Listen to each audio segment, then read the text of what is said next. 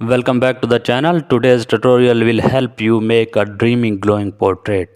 Open your portrait photo and duplicate it, and also add soft blue and pink glowing using the brush tool, and now set blending mode to the overlay.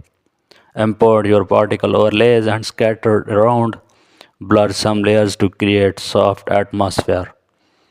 Use blur for background lights. Now enhance eyes and lips using dot tool, and also add faint color gradient for magical tone, and also apply color balance for pastel harmony, and add soft vignette for focus. Your portrait should feel dreamy and glowing.